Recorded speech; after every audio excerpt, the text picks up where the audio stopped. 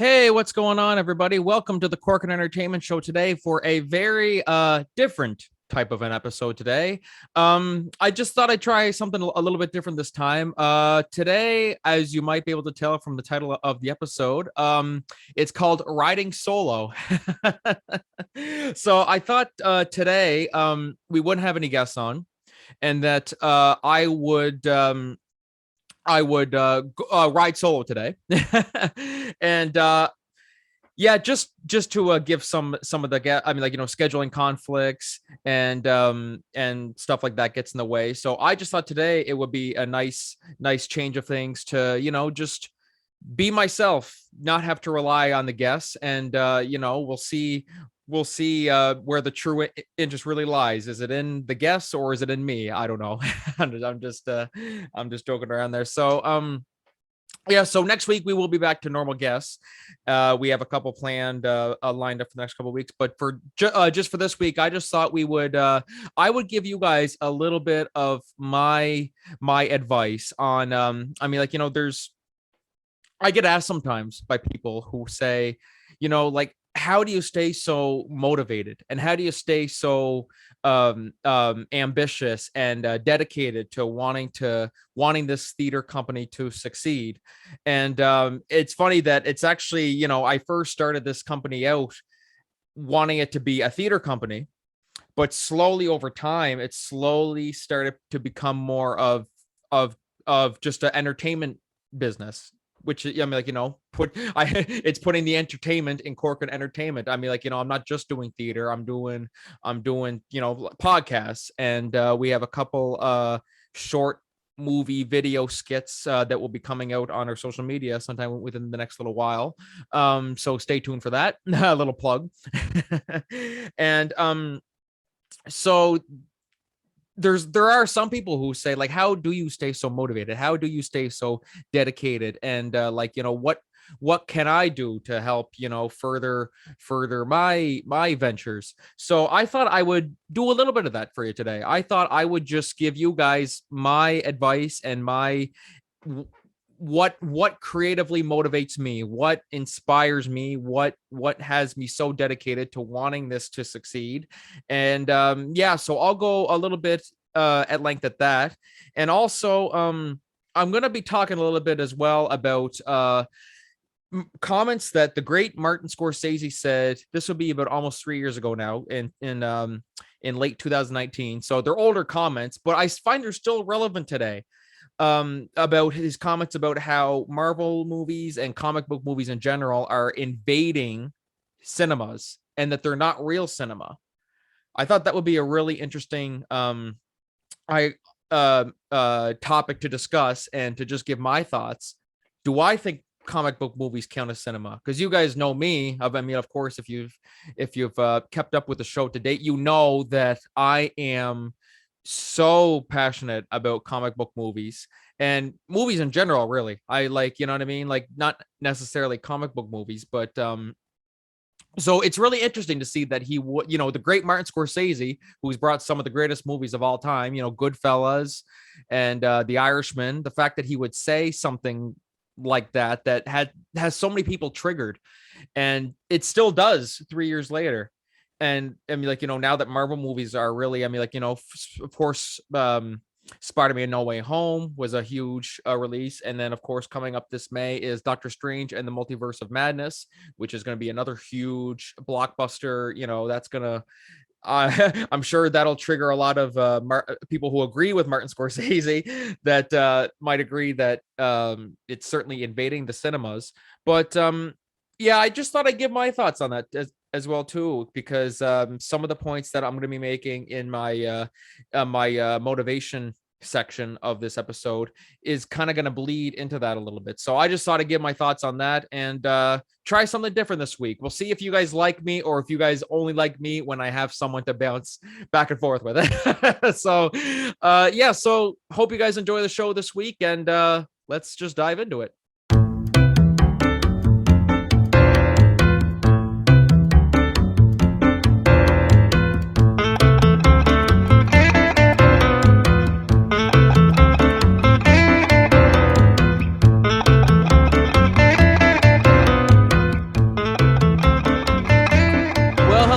everybody. Welcome back to the Corcoran Entertainment Show. I'm your host, Franky Corcoran, and today I am joined by Franky Corcoran and Franky Corcoran.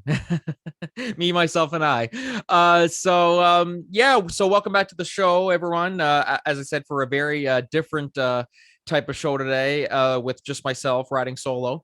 So as I said, I thought it would be a really, really interesting topic to discuss how to motivate yourself, and how, and in my experience, what motivated me to want to start my own entertainment business, what still motivates me to this day. I mean, like, despite, all the ups and downs it's had with COVID-19, like we plan a play, and then COVID-19, it's very easy to get discouraged by events like that, and you're like, why do I even try? So I'm still super motivated to this day, and it's still, I mean, like, obviously you're gonna have those days where you're like, oh, what did I get myself into? Why am I still doing this? But that's not really me. I've never really been like that. I started this business for a reason, and I want to keep going with it. So I'm just here today to basically help you figure out how to make your dreams come true. That's what we're going to do here today. So I narrowed it down to 5. I had lots. I actually wrote down a list with about like 20 of them.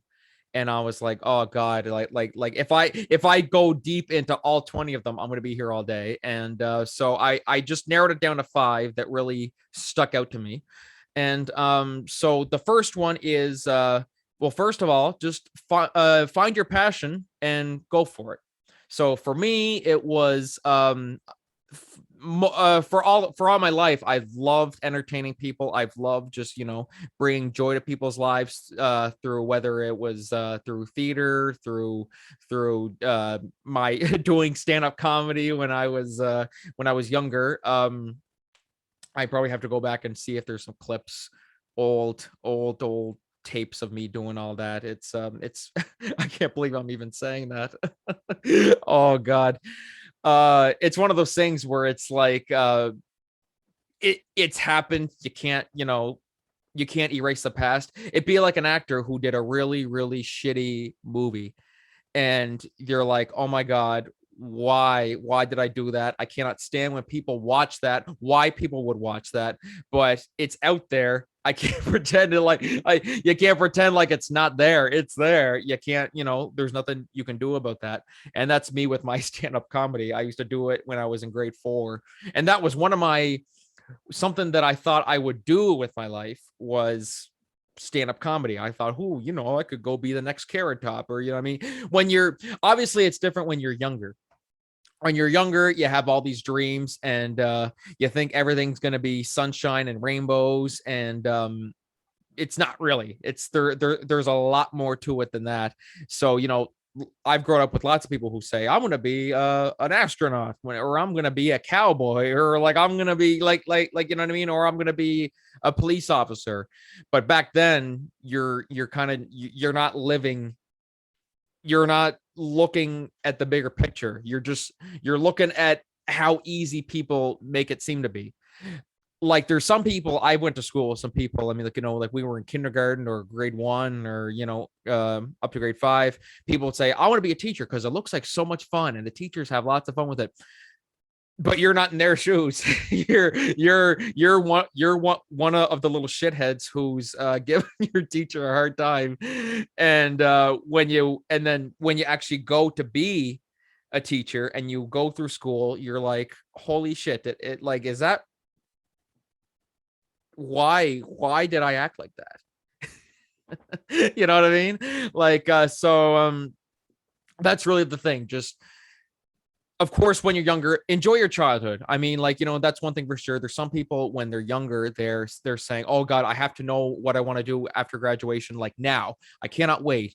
No. It's like, if you're in grade 5, if you're in grade 6, if you're still in middle school, you're not even in high school yet, don't worry about that. Like, don't worry about that. And even when you're in high school, don't worry about that. Like, like once you graduate, like, you don't have to have your life all figured out. You know what I mean? I did not have this. Corcoran Entertainment, I did not have that in mind when I graduated high school. That was the furthest thing from my mind. thinking that I would be capable of doing something like this. Um, it took a lot of hard work and ambition and dedication and lots of thinking about it to decide, okay, is this something that I really want to do? And obviously the passion was there. I'm super passionate about this stuff. And so that's really the key. Find something you're passionate about and really and think through. Make sure you really think it through before you actually go for it.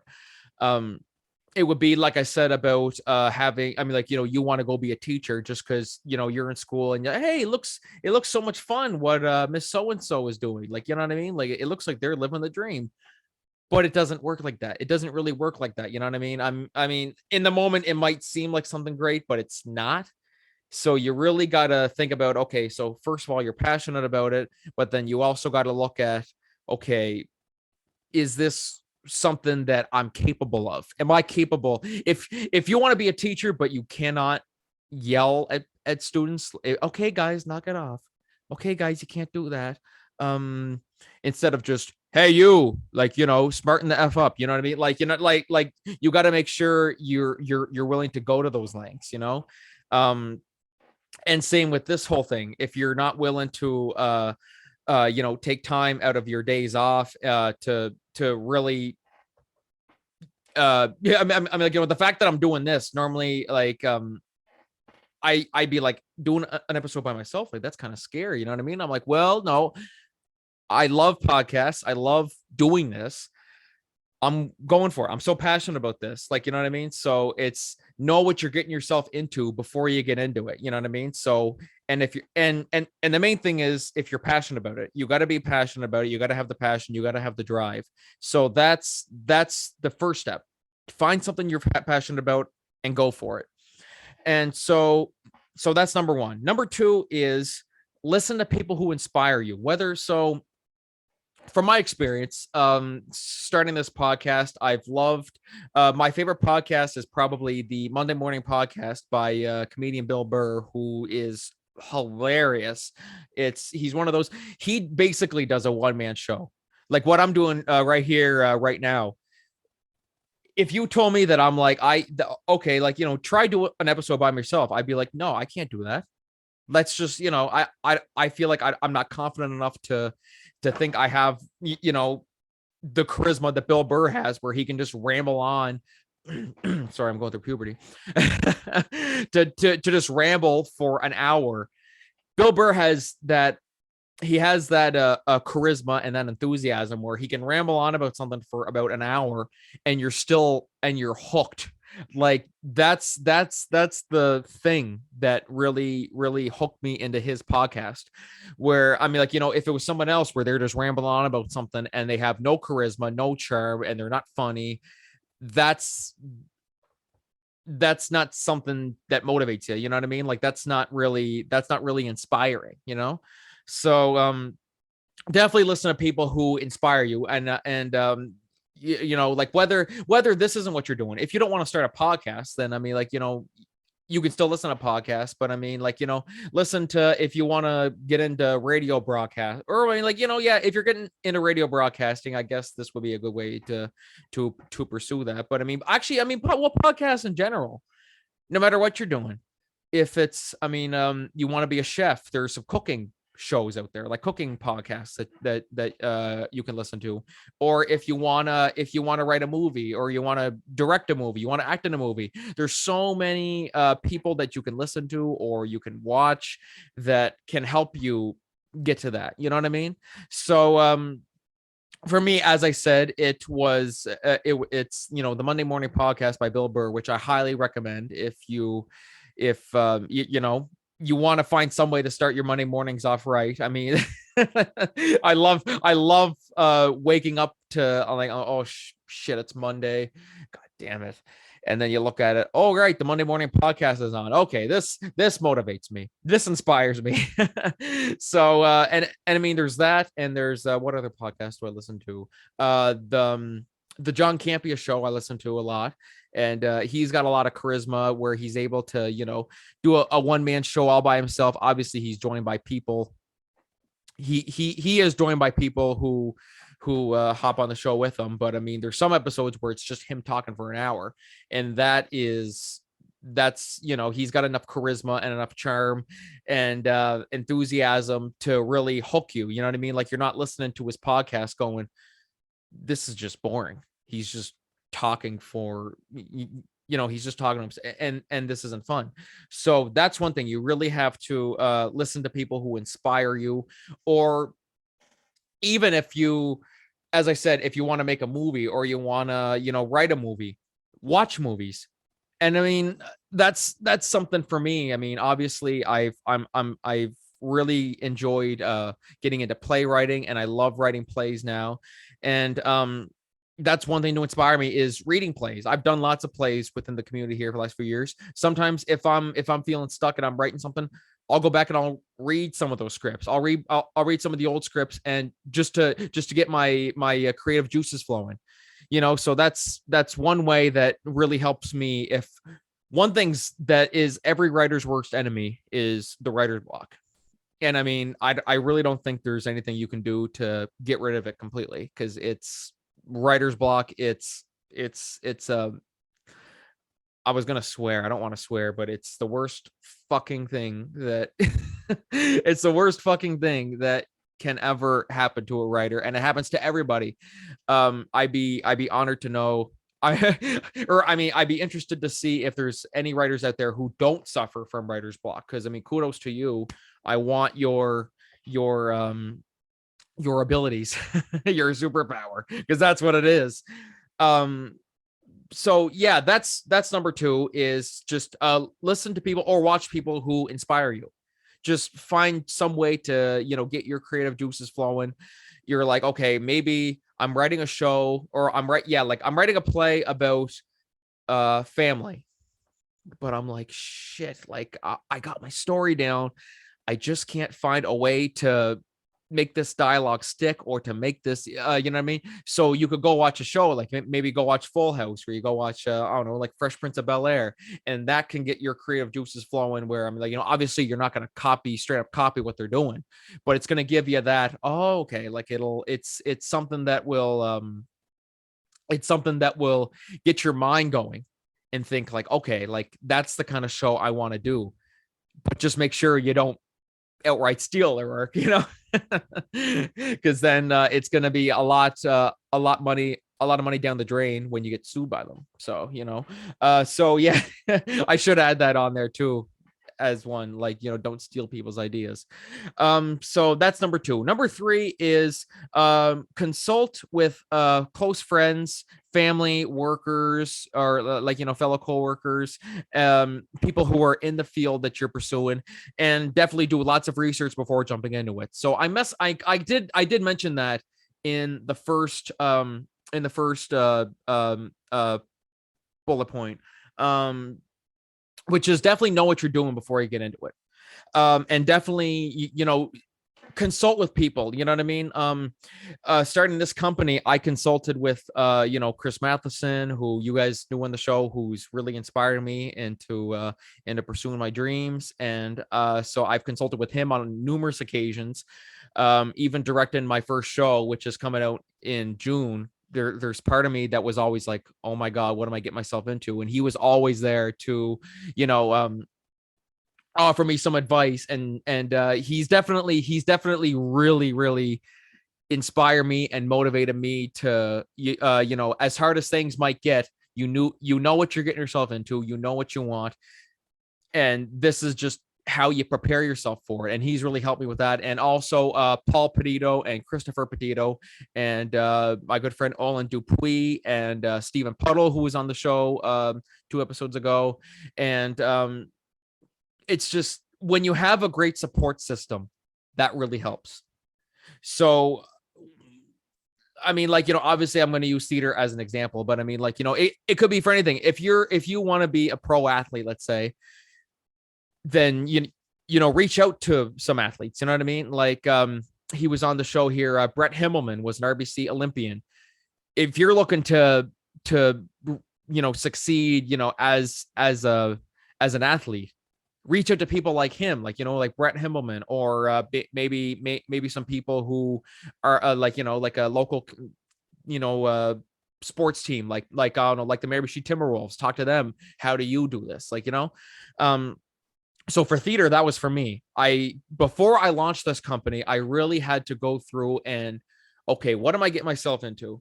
What am I doing? What am I going to do for a show? How am I going to start off strong? How am I going to make my mark? How am I going to get recognized? And even this podcast, I had the idea for this podcast and I announced that this podcast was happening back in the fall, but I didn't launch it till January because I needed to know what I was getting myself into. I really, like, I had to do lots of research, and with some amazing help from Agib Faisal, who you guys have seen as almost like my as like the Samwise to my Frodo on this podcast.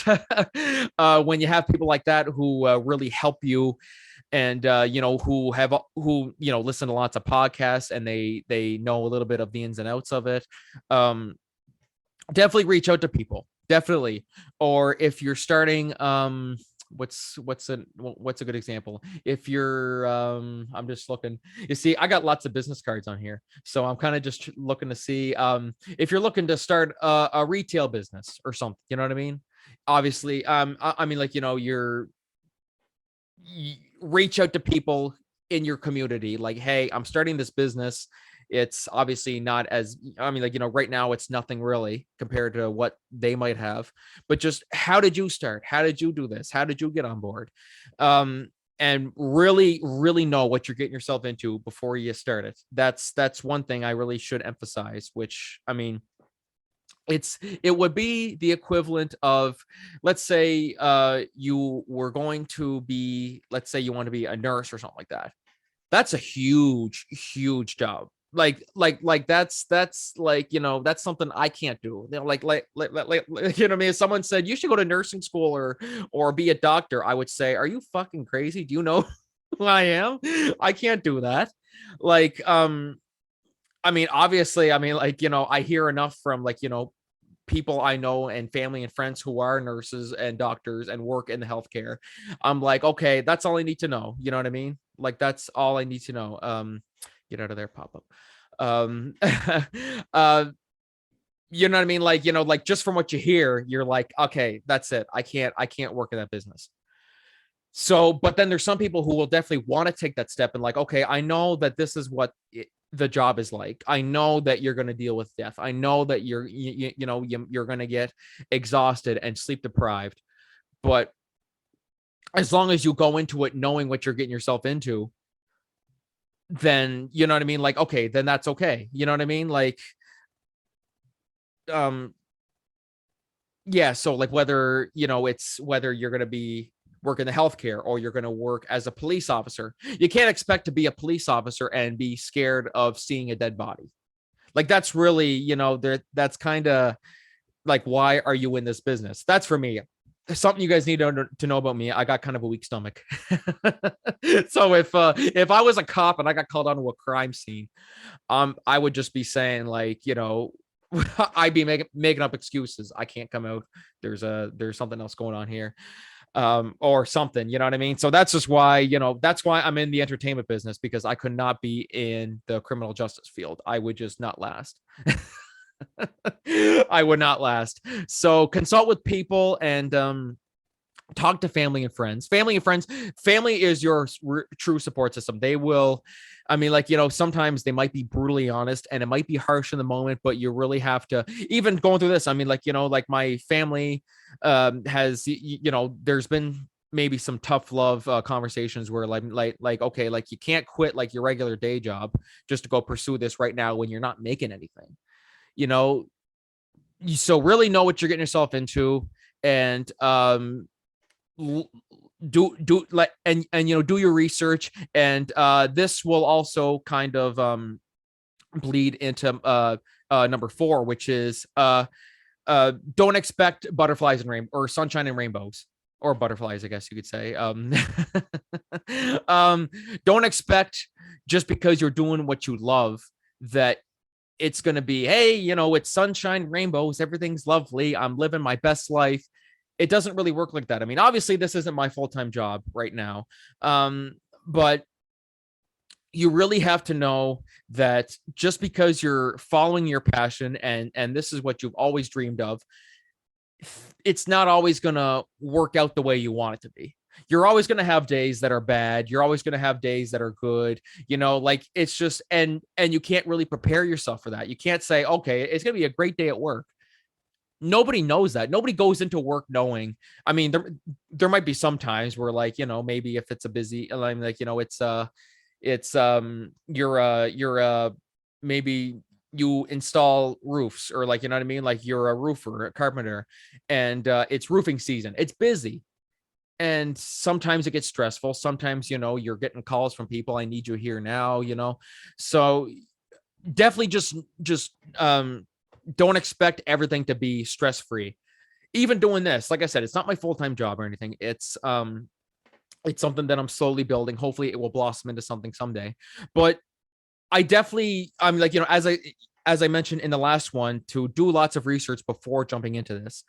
I definitely did not expect things to just be sunshine and rainbows. As I said, that's just the best way to that's how I perfectly describe, like, things going stress free.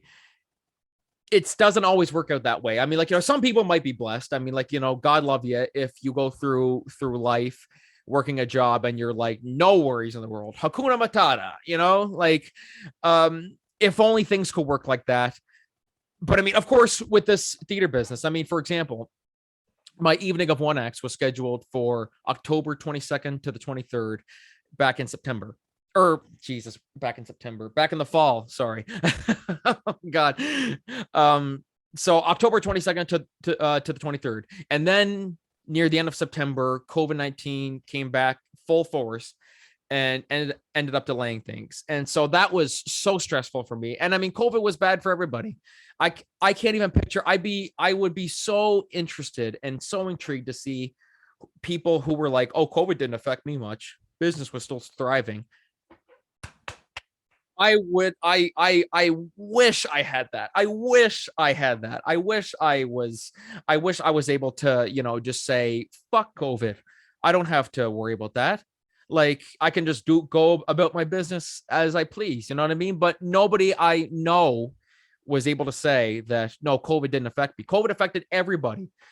So that was rough. Well, especially because I'm like, oh my damn it. We had it all planned out. We were like less than a month to go, and COVID just stuck a big middle finger in my face and just said, ha ha ha, you can't do your show now. So definitely with that, I'm like, oh God. So, like, at least I know what I'm getting myself. Geez, I keep going through puberty today. I'm so sorry. Oh God. So you definitely have to prepare for things like that. You really do. And I mean, like, also, I mean, even if COVID's not a thing, if you're doing a show in the wintertime and the weather is like, oh, we're getting freezing rain, we're getting 40 centimeters of snow, 30 centimeters of snow. Oh, there might be some snow, but there's not actually going to be. Oh, it's calling for 30 centimeters on the day of the show, and you cancel it. And then, oh, wow, it turns out we were only getting a centimeter instead. Like, these are just things that you have to prepare for. They really are. And you can't expect everything to just be like, things are going to work out, because of course they're going to work out. Why wouldn't they? So just that's one thing you really have to keep in mind. And I mean, like, whether that motivates you or whether, I mean, like, for me, it motivates me to be a better business owner and a better and like, to really, it motivates me to have a plan B. You always got to have a plan B in this type of scenario. So that's number 4, which is, don't expect everything to go smooth sailing. Sometimes you're going to run into bumps along the way, but you just go with it. You just go with the flow. And so number 5 is going to be to admire your progress and to not be discouraged if you're not where you want to be. So last episode, me and my good friend Herschel Berger and gave a review of the Andrew Garfield Oscar-nominated Netflix movie Tick, Tick, Boom, which is still my favorite movie of all time. I absolutely adore that movie so much. And basically, the premise was revolving around Jonathan Larson, who was almost 30 years old, and he wanted to get this musical Superbia produced on Broadway. And it was almost like, it was okay, if I don't get this produced when I'm 30, then I'm done. This is my big break. This is going to make or break me. If Superbia isn't produced by my 30th birthday, I'm done. So after his workshop, and they basically say, okay, great job. Can't wait to see what you do next. You just keep writing the next one, and Superbia doesn't get produced. And that's his thing. Like, I've been waiting tables for 5 years. He's not at all admiring the progress that he made. He put on a great workshop. He did a great musical. It just wasn't quite what they were looking for. And of course, it's very easy for that to drag someone down. And it's very easy to forget about all the progress that you've made. And I'll even give a little, I'll tell a little story about, obviously I've grown to start loving to write plays and one acts, and I've written a few full length ones that I hope to get produced sometime down the line. You know what I mean? But you also have to, it also goes back of do research before you jump into it, and also to set realistic expectations too. Just because I write a play and I revise it, like these one acts, like I think I've written, how many times did I rewrite it? Like 4 times, 5 times.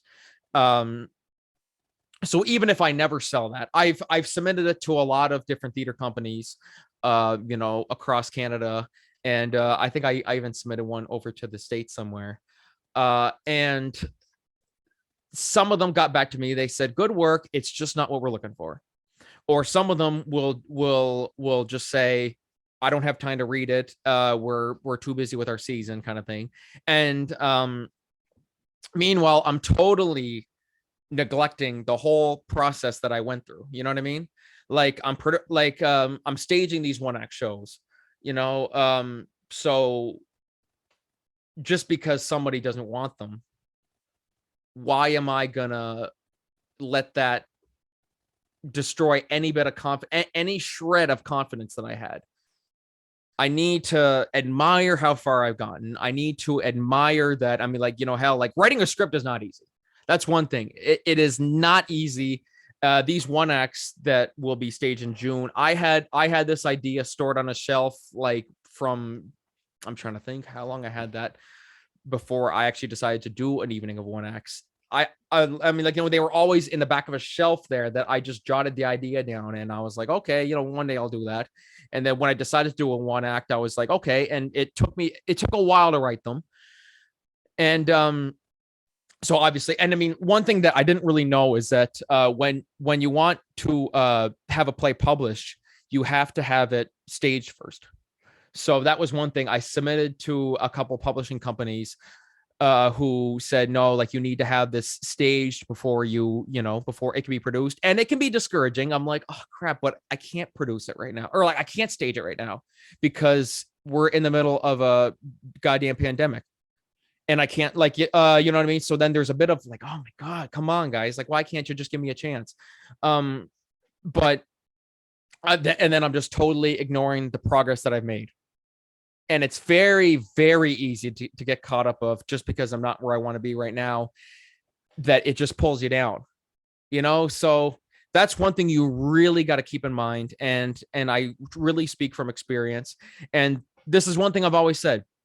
If I never sell a play, if I never have a play published, if I never, someone never buys my, like if that never happens, if I never make it onto Broadway, I never at all, like, I never expect that. I never, like, you know what I mean? I temper my expectations. I can say all I want. Oh, I hope to take Corcoran Entertainment to Broadway, but I got to set realistic expectations. It's not going to work that way. It's just not. And, I even wrote a play on this that I'm hoping to get staged too. So, even if I never make it big with this company, even if I'm never, you know what I mean? Like, this doesn't blow up into something, I'm not going to stop doing this. I love theater. I'm so proud of how far I've come. The fact that I'm doing this podcast here and now, helping you guys with your dreams. I'm not going to let, you know, any of my insecurities or anything that happens to me, I'm not going to let that get me down. And it's so important for you guys to know that I mean, like, you know, just because you're not where you want to be right now, you cannot let it get you down. If this turns into something here in Miramichi, that's great. I can die happy. If it doesn't go off to, you know, Nova Scotia or I don't know, somewhere in the States, I don't care. As long as I'm happy, as long as I keep doing theater, as long as I keep making people happy, as long as, you know, I'm just, you know, as this company is a thing and I'm just making people happy, that's fine. That's all I need. That's all I need. And so it's so important to temper your expectations and not get discouraged if you're not where you want to be. Just be happy where you are. Just be completely happy where you are. I would be totally fine if I was just a community theater actor for the rest of my life.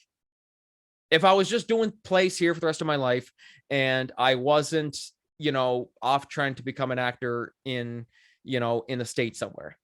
I'm fine. I'm fine. I love the city. I love this community that we built. I love that that, you know, there are so many people who are willing to, you know, that are excited to be part of this theater company.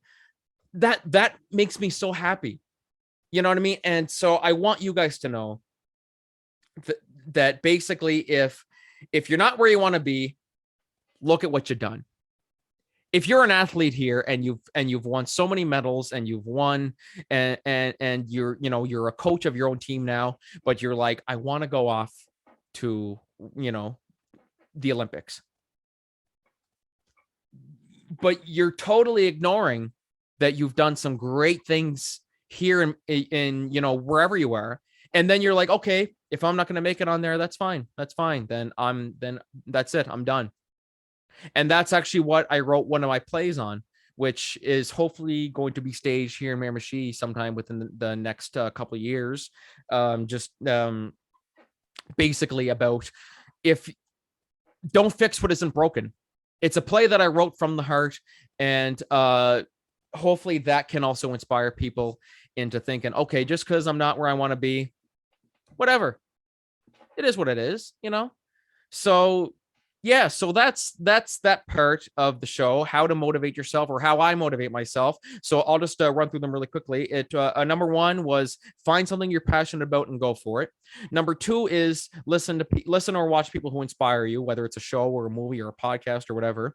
Number three is to consult with close friends, family, and fellow workers. Research your ambitions before you go for them and set realistic expectations. Number four, don't expect sunshine and rainbows and for things to be stress-free, because it doesn't work that way. And number five, which is so important, it's just to just admire the progress that you've made and don't get discouraged if you're not where you want to be. So that's basically how I've been able to creatively motivate myself into achieving my goals and dreams. And so hopefully this was able to help you guys. I really hope it was.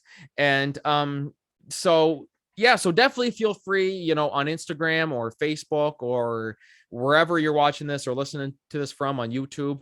Definitely let me know if this helped you. How do you creatively motivate yourself? Because like I said, I wrote a big list. I wrote about like 20 things on my list of what motivates me, but I just wasn't able to fit them all in here. So definitely please jump down in the comments or wherever you're listening to this from and let me know your thoughts. All right, so let's move on to our next topic, which revolves around the whole Martin Scorsese, who, of course, you guys know, one of the all-time greatest directors, writers, anything to do with cinema. Martin Scorsese is probably one of, if not the best, in terms of that. So in 2019, Martin Scorsese came out and admitted that or said that he doesn't consider comic book movies to be actual cinema, which he then also said that he doesn't watch them, which to me, I think is total nonsense. Like, how can you say they're not cinema when you already admit that you have never watched them? Which, I mean, part of me is a little bit odd to me. But I wrote down this quote because I mean this whole thing kind of, I mean, like, what we were talking about before with the whole, like, creatively creative motivation topic that we were talking about. This kind of bleeds into it because here's what Martin Scorsese said as well too. I even wrote this down. It's not cinema, it's something else. We shouldn't be invaded by it. We need cinemas to step up and show films that are narrative films. Um, so when he says that they're invading, comic book movies are invading the cinemas. I don't know. Like, here's the thing.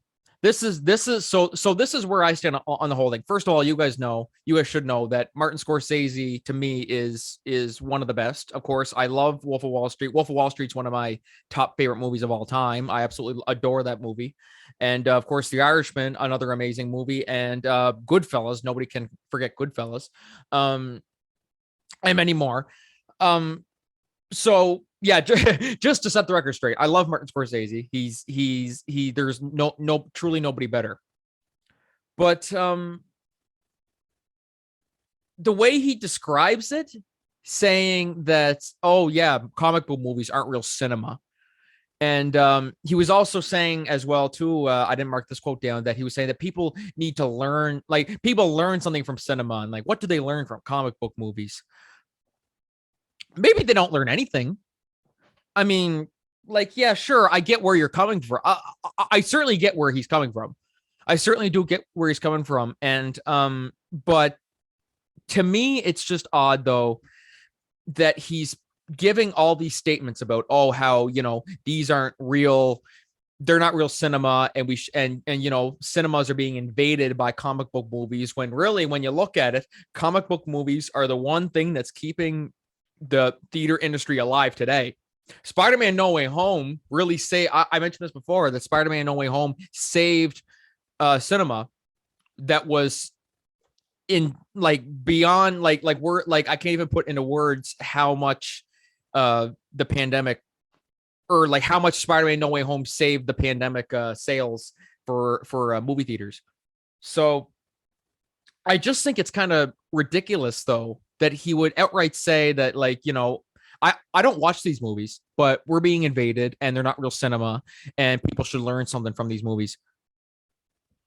Okay, so like I said, okay, so I can understand where he's coming from, in the sense of, like, maybe you watch Avengers Endgame or any of the Avengers movies at all, really. Do you learn much from, like, superheroes flying around shooting at one another, a super soldier throwing a shield, someone who got bit by a spider who is now able to shoot webs out of his wrists, and there's a doctor who is able to cast all these spells. And yeah, okay, you probably don't learn much from that unless you're looking to study witchcraft, and I mean, that's totally up to you.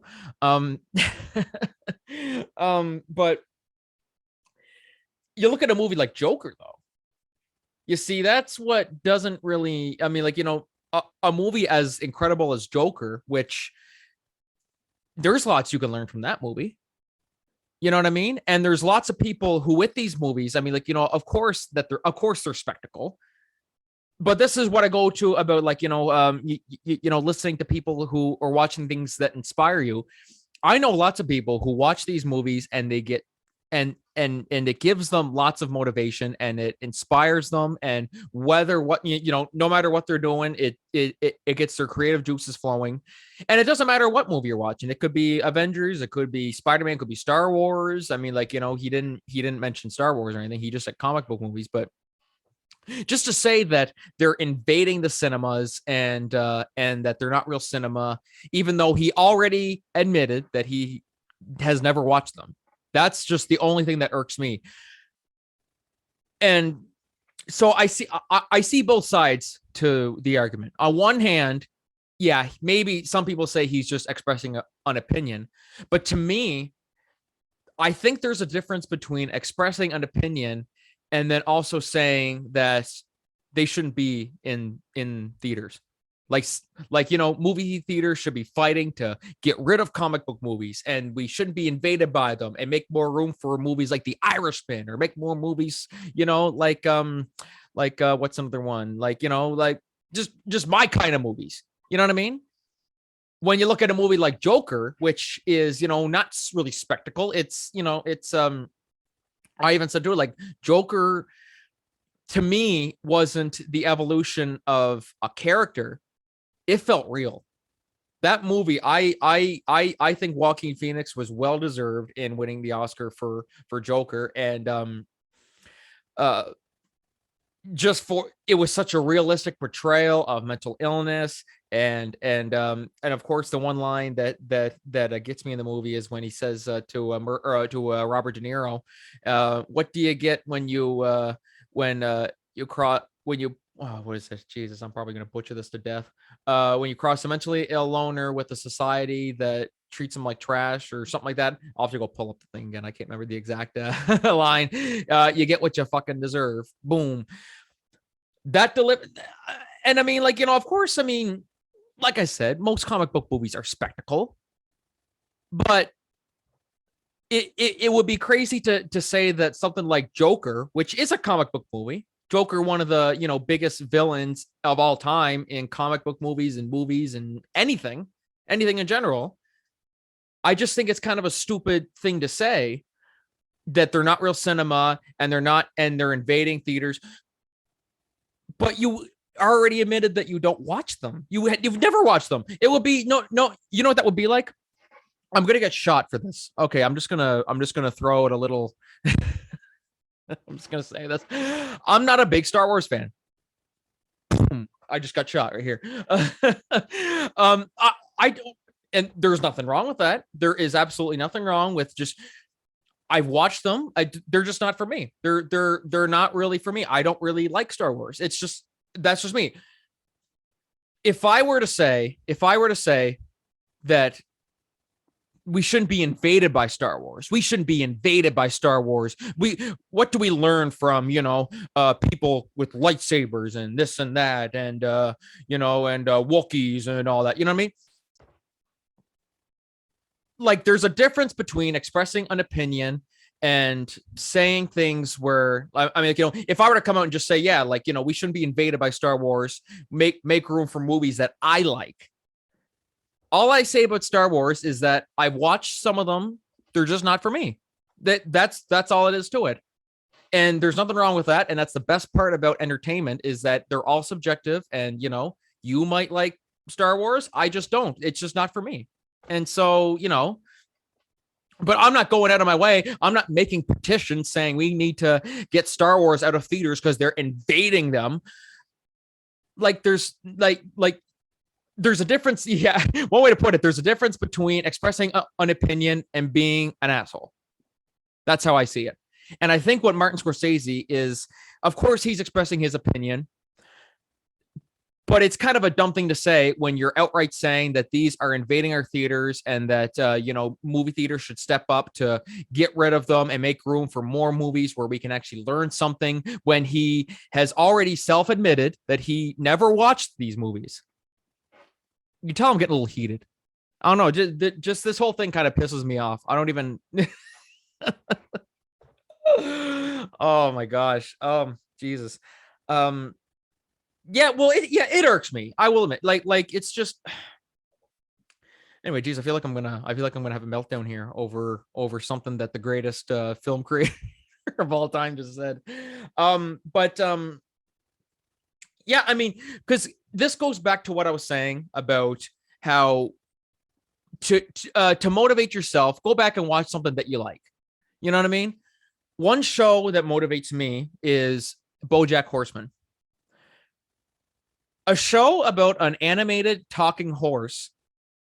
I learned more from that show than maybe about 80% of TV shows I watch now. Which is weird to say. Someone hears me say that about a talking horse who drinks and is depressed. How does that teach me anything valuable about life? You know what I mean? Like someone might hear that and think I belong in a fucking insane asylum, but but it's we like imagine if someone came out and said, okay, Bojack Horseman, we're being invaded by too many of these animated shows that don't teach us anything, blah, blah, blah, blah, blah, blah. Sure, it's a show about a talking horse, but think about how realistically they portray depression and they portray mental illness and they portray substance abuse and they portray childhood trauma and compare it to like a movie that like some other movie that just came recently. I can't think of anything that comes to mind. You'd be surprised how much I've seen someone say. I never actually watched 13 Reasons Why. Maybe I'll check it out sometime just to get a good comparison. And but someone said between Bojack Horseman and 13 Reasons Why, Bojack Horseman is a better portrayal of mental illness and suicide and everything than even 13 Reasons Why is, and that's a live action series. Like if that doesn't tell you that people get something out of these, I don't know what is. And I mean, I think and people do get stuff out of comic book movies. You know what I mean? Like what's a good example of one? Like Spider-Man No Way Home, like just because it's so recent, I'll use that as an example. Like at the very end, of course, spoiler warning for anyone who hasn't seen it, Peter deciding that it was the best, once MJ and Ned forgot who he was, he goes into the cafe, he's ready to reintroduce himself to her, but then he sees how happy they are. He sees they're into school, they're into all this, their lives are fine without him. Whereas before, when they were associated with Peter and everyone knew who Peter was, their lives were turned upside down. He makes the decision to say, you know what? They're my friends. That's my girlfriend. As much as I want to stay in their lives and as much as I love them, they're better off without me. And I think we've all gotten to that point. We all, like, I'm sure there's might be someone in your life where, we had a fun ride, but I mean, I think mentally they seem better off without me. I'm just going to leave them be. And I think there's a lot you can learn from that. I mean, of course, there's, nothing you can really learn about real life situations with, an evil doctor with tentacles coming out of his back. But, it's fine. If someone gets something out of that, that's fine. That's completely fine. But basically, for Martin Scorsese to say that they're invading cinemas, and even though he hasn't watched them and he just doesn't consider them cinema, to me, it's not expressing an opinion. It's him just outright just saying, we need to get rid of comic movies. And sure, that's, if he had actually seen the movies, then I would say, okay, that's fine. It's your opinion. But it's the fact that he admitted that he never watched them that irks me so much about this. And so, yeah, I'm getting kind of pissed about this. I'm sorry. About a man who I've never met, who knows way more about the entertainment industry than I do. And I'm getting pissed about him just because of something he said. But, we're here to express our opinions, and that's my opinion. I just think that was a stupid thing for him to say, and that just because he doesn't get something out of these comic book movies, and whether if his creative juices aren't don't start flowing because of him watching a Spider-Man movie, then that's fine. That's fine for you. But people who spent money to buy a ticket for Spider-Man No Way Home, they clearly get something out of these movies. They clearly love these movies. Maybe they don't get something out of them, but they're just like, hey, I just want to go watch a fun movie. Hey, that was fun, So just anyway, yeah. So yeah, that's my opinion. And I mean, that was 3 years ago, almost 3 years ago now. And the only reason that I'm bringing it up now is because of course, I'm before talking about what creatively motivates me, and how I just mentioned here that Bojack Horseman is something that really motivates me to be a better person. And it's a show about a talking horse, which I don't know. I feel like Martin Scorsese would see that and be like, we need to get Bojack Horseman off Netflix because we don't learn anything from it. And you need to make room for my movies. Like, stop. I just don't. I love the guy to death. I love Martin Scorsese, but what are you doing, man? Yeah. So yeah, that's just simply my opinion. That's where I stand on it. I mean, we're all entitled to our opinion. I get where he's coming from when he says that they're not real cinema. But the fact that they're invading movie theaters, I respectfully disagree. Yeah, so I mean, like they're the one things keeping the industry alive today. And I don't think I'm like, without Spider-Man No Way Home, who knows what could have happened? You know what I mean? And now, we got Doctor Strange, Multiverse of Madness coming out, Thor: Love and Thunder, Guardians of the Galaxy 3. And that's just gonna, I think just from there, it's gonna boost movie theater sales going forward. So I think he should just be grateful. He should be grateful. So yeah, feel free to let me know your thoughts, guys, on the whole Martin Scorsese thing, even though it was about 3 years ago today. But definitely take into consideration today that, I mean, like, everything's subjective. Everything is subjective. And, if it motivates you, but it doesn't motivate anybody else, don't let that get in the way. If someone hears that you wrote a movie or a play or something like that, oh, I based it off this. Oh, that's not real cinema. That's not real. Why would you base it off that? Hey, it motivates you. Fuck you for saying otherwise. So yeah, that's where I stand on it. So yeah, so I think that'll do it for the show today here, guys. I want to thank you guys very, very much for tuning in to this week's episode, just riding solo. Might do more of these in the futures. We'll be back to our regular guest next week. So yeah, just hope you guys enjoyed this, and I had a lot of fun. And I gotta say, I absolutely love doing these podcasts with you guys. I absolutely adore this. And I think you know what I mean? Like, that's one thing that motivates me, is knowing that there are people out there who love seeing this. I'm getting emails from people saying that they love the show, and to keep it going. And that really motivates me. And even if this doesn't grow as big as Joe Rogan or anything, you know what I mean, then that's totally fine, because I am content with what I'm doing here. If I can get to that point, then I certainly will. But just admire the progress you made, and don't get discouraged about what you didn't achieve yet or will never achieve. It's just, your progress is your own, your journey is your own, and you just live your life to the best of your abilities. And as long as you're having fun and you're enjoying yourself, and you're financially stable, then you'll lead a good life. So thank you guys so much for joining us today. I'm Franky Corcoran. Just want to thank you all again for tuning in. Stay tuned, new episodes every Tuesdays on Spotify and Apple Podcasts, and we will see you guys next week. Follow us on social media, Facebook at Corcoran Entertainment, Instagram. Yeah, I'll put this all at the end of the video anyway. I'm not gonna bother. Or, well, for those of you watching the audio version, I guess so for those of you watching the audio version, Facebook at Corcoran Entertainment, for TikTok at Corcoran Entertainment, and for Instagram at Corcoran ENT. It wouldn't let me do entertainment for some reason. I don't know why, but it doesn't matter. So thank you guys for joining us today, and we will see you guys next week. Thank you. Take care.